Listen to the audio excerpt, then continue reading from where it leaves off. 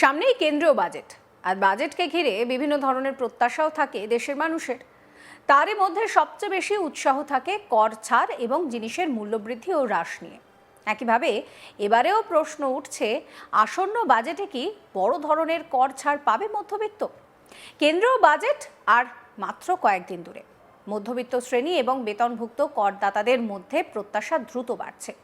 অর্থমন্ত্রী নির্মলা সীতারামন 1 ফেব্রুয়ারি কেন্দ্রীয় বাজেট পেশ করতে চলেছেন এবং বারবারের মতো এবারেও আয়কর ত্রাণ তার বক্তৃতার অন্যতম আলোচিত বিষয় হবে বলেই আশা করা হচ্ছে।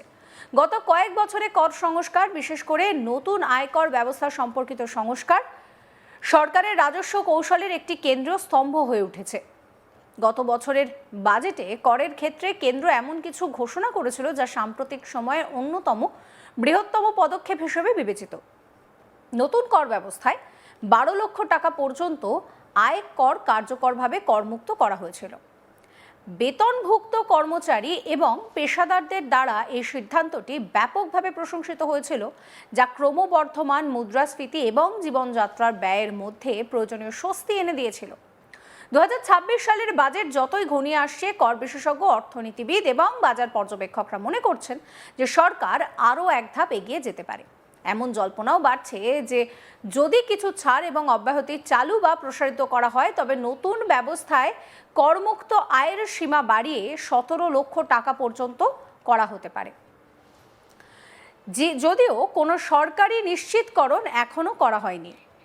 নতুন কর ব্যবস্থা, যা প্রথম পুরনো ব্যবস্থার একটি বিকল্প হিসেবে চালু করা হয়েছিল, ভারতের আয়কর কাঠামোকে সরল করার জন্য ডিজাইন করা হয়েছিল। প্রাথমিকভাবে নতুন ব্যবস্থার প্রতিক্রিয়া মিশ্র ছিল।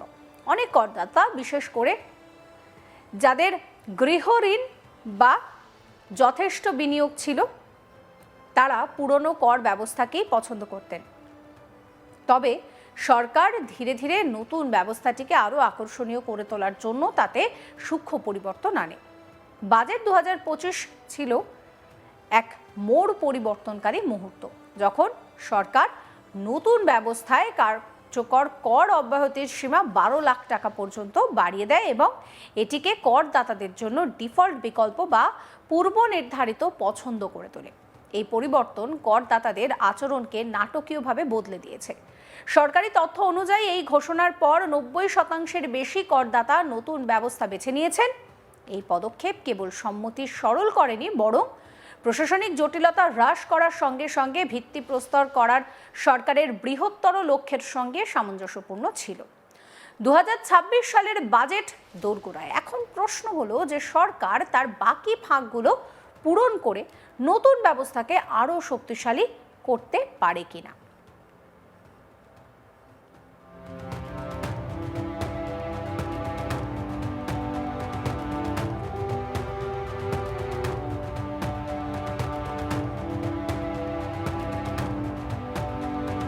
এই বছর প্রত্যাশা বৃদ্ধির পিছনে বেশ কয়েকটি কারণ রয়েছে। মুদ্রাস্ফীতির চাপ ব্যয়যোগ্য আয়কর কমিয়ে দিয়েছে, বিশেষ করে শহুরে মধ্যবিত্ত পরিবারগুলির জন্য। ক্রমবর্ধমান ভাড়া, স্বাস্থ্যসেবা খরচ, শিক্ষার ব্যয় এবং ইএমআই পারিবারিক বাজেটকে সংকুচিত করেছে, যার ফলে কর ত্রাণের চাহিদা বেড়েছে। একসময় বিশ্বব্যাপী অন্যান্য দেশের তুলনায় ভারতের অর্থনৈতিক প্রবৃদ্ধির দৃষ্টিভঙ্গি তুলনামূলকভাবে শক্তিশালী হয়েছে। গত বছর ধরে কর সংগ্রহ ঊর্ধ্বমুখী ছিল, যা সরকারকে তার ঘাটতি লক্ষ্যমাত্রা বিপন্ন না করেই লক্ষ্যযুক্ত ত্রাণ ব্যবস্থার কথা বিবেচনা করার মতো কিছু আর্থিক সুযোগ করে দিয়েছে। বিশেষজ্ঞরা মনে করেন যে সরকার এখন পুরনো ব্যবস্থার জটিলতা সেখানে ফিরে না গিয়ে নতুন কর ব্যবস্থাকে আরও অন্তর্ভুক্তিমূলক এবং সামাজিকভাবে প্রতিক্রিয়াশীল করতে, তাতে আরও সূক্ষ্ম পরিবর্তন আনতে ইচ্ছুক। কর বিশেষজ্ঞ এবং নীতি বিশ্লেষকরা বিশ্বাস করেন যে বাজেট 2026 নতুন কর ব্যবস্থার আকর্ষণ বাড়াতে 5টি বড় পরিবর্তন আনতে পারে। এই পরিবর্তনগুলি সরলতা এবং অর্থবহ ত্রাণের মধ্যে ভারসাম্য বজায় রাখার লক্ষ্য রাখে।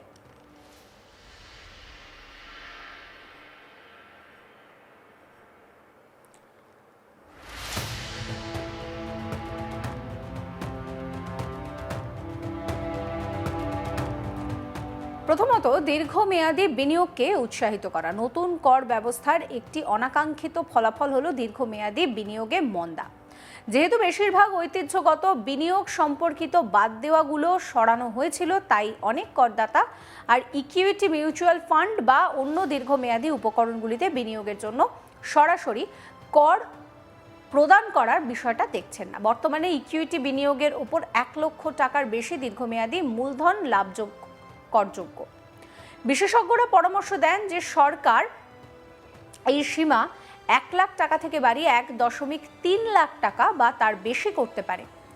এই ধরনের পদক্ষেপ স্টক মার্কেটে বৃহত্তর অংশগ্রহণকে উৎসাহিত করতে পারে, মূলধন গঠনকে সমর্থন করতে এবং ভারতের ইকুইটি সংস্কৃতিকে গভীর করতে পারে, যা কর কাঠামো উল্লেখযোগ্যভাবে জটিল না করেই সম্ভব।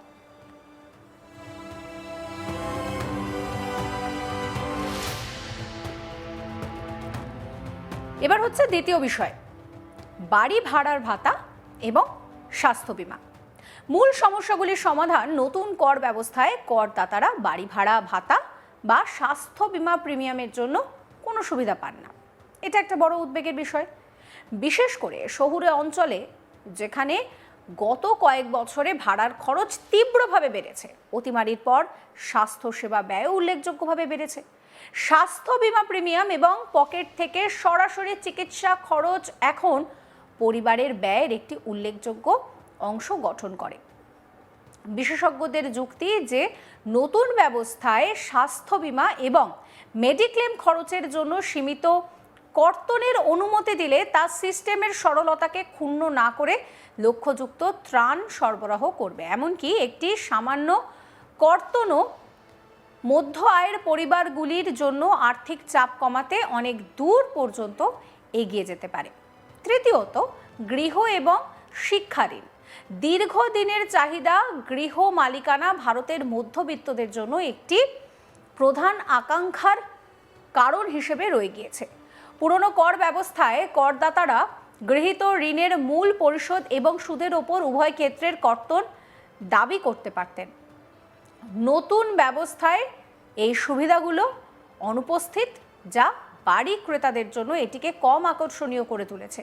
একইভাবে শিক্ষা ঋণ, যা উচ্চশিক্ষায় বিনিয়োগকারী পরিবারগুলির জন্য গুরুত্বপূর্ণ, নতুন ব্যবস্থায় কোনো কর সুবিধা পায় না। বিশেষজ্ঞরা মনে করেন যে গৃহ ঋণের সুদ এবং শিক্ষা ঋণ পরিশোধের ওপর কর্তনের অনুমতি দিলে তা কেবল করদাতাদের স্বস্তি দেবে তা নয়, বরং আবাসন এবং শিক্ষার মতন ক্ষেত্রগুলোকে সমর্থন করবে, যেগুলো অর্থনীতিতে শক্তিশালী গুণক প্রভাব রাখবে। সমস্ত খবরের আপডেটের জন্য আপনাদের নজর থাকুক আজ তাক বাংলায়। চ্যানেলটিকে সাবস্ক্রাইব করতে ভুলবেন না।